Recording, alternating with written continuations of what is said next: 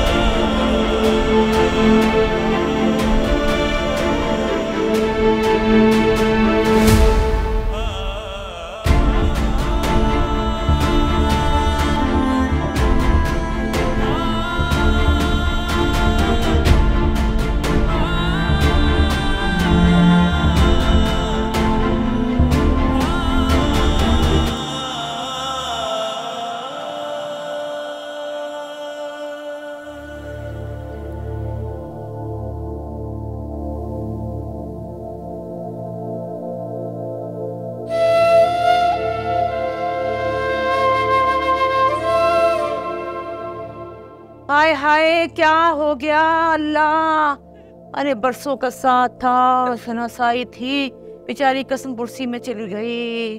बड़ा अफसोस हुआ। मैंने तो नासिर से कहा, नासिर छोड़ बेटा, कितनी तलखियां सही, कितनी बुराइयां सही, कितना ही उन्होंने हमारे साथ बुरा किया है, लेकिन इस वक्त जाना बनता है भाई। आखिर इंसानियत भी कोई चीज़ होती है ना। हरीम, मुझे आंटी का बहुत अफसोस हुआ है। अल्लाह आंटी की मगफिरत फरमाए। आमीन। हाय, बड़ी ख्वाहिश थी मेरी तुम्हें अपनी बहू बनाती है, पर ख्वाहिश से क्या होता है जब नियत ही ना हो तो। और आजकल के ज़माने तो अल्लाह माफ़ करे, अल्लाह माफ़ करे, हिर्स और हवस से इंसान अंधा हो गया बिल्कुल। हम ठहरे सीधे साधे लोग, और मेरा बच्चा मासिर मासूम सीधा साधा बच्चा। हमें क्या पता आप कोई महलों के ख्वाब देख रहा है। हम वो तो मासूम बच्चा था, उधर महलों का शहजादा था, तो बस फिर। क्या कह रही हैं आप? कुछ तो लिहाज कीजिए। आप ताज़ियत के लिए आई है, मैं एहतराम करती हूँ आपका, मगर इसका मतलब ये नहीं है कि आप जो दिल में आए कबूल नहीं।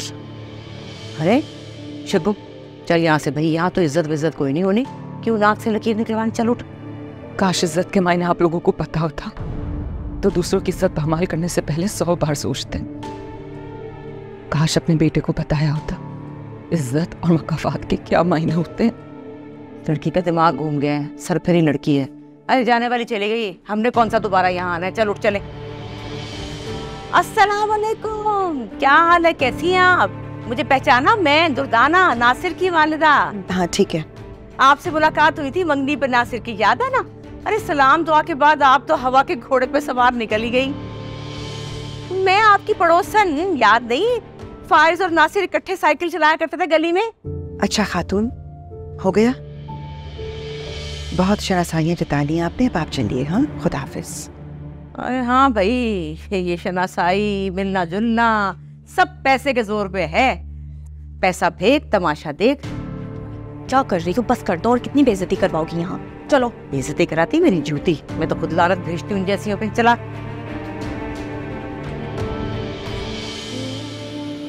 अल्लाह ताला तुम्हारी अम्मी की मग़फ़िरत फरमाए। आप बैठिए ना। नहीं, मैं बस दरअसल कहीं जा रही थी तो खबर मिली, तो मैंने सोचा कि पहले तुम्हारे पास ताज़ियत करती चलूं। अब रिश्तेदारी भी तो निभानी होती है ना। सच्ची बात है, हमने तो इंसानियत के नाते और रिश्ते के नाते अपनी तरफ से जो हो सकता था वो किया। तुम्हारी अम्मी का इतना महंगा इलाज भी करवाया। जो अल्लाह की मर्जी, पैसा बीमारी से लड़ सकता है मगर मौत से नहीं। बस तुम अपना ख्याल रखो, अल्लाह ताला तुम्हें सब्र दे, तुम्हारी वादा के दर्जात बुलंद करे। आमीन। मैं चलती हूँ। अपना ख्याल रखना और जल्दी घर आ जाना। तुम्हें मिस करती हूँ मैं।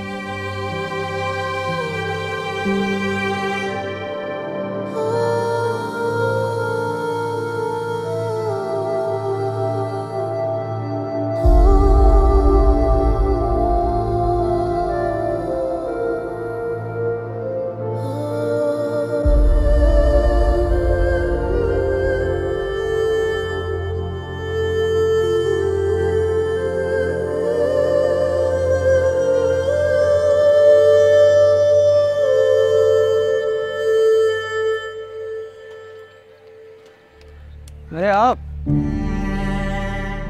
आधा बस। तुम्हें कैसे आने दिया इन लोगों ने? ताज़ियत का तो बहाना था। मैं तो इन मगरूर लोगों की बेचारगी का हाल देखने आया था। जिनके दिमाग आसमानों पे होना, उनको उस जमीन में घसीटता हुआ देख के कोई अजीब सी खुशी महसूस होती है मुझे। वैसे अच्छा हुआ कि आज तुमसे मुलाकात हो गई। खैरियत? तुम्हारा शुक्रिया जो अदा करना था, वो तुम्हारी बला थी जो हमारे सर पर आ पड़ी। अब ये ढोल जो हमारे गले में पड़ गया, इसको बजाना तो पड़ेगा। आप हुक्म कीजिए। ढोल से भी नजात दिला देते हैं और बला से भी। क्या मतलब? मैं समझ सकता हूँ।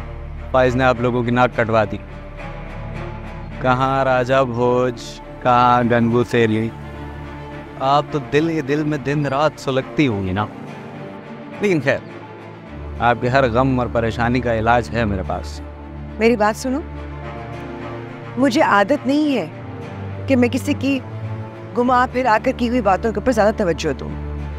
इससे जो बात करनी है सीधी और साफ करो।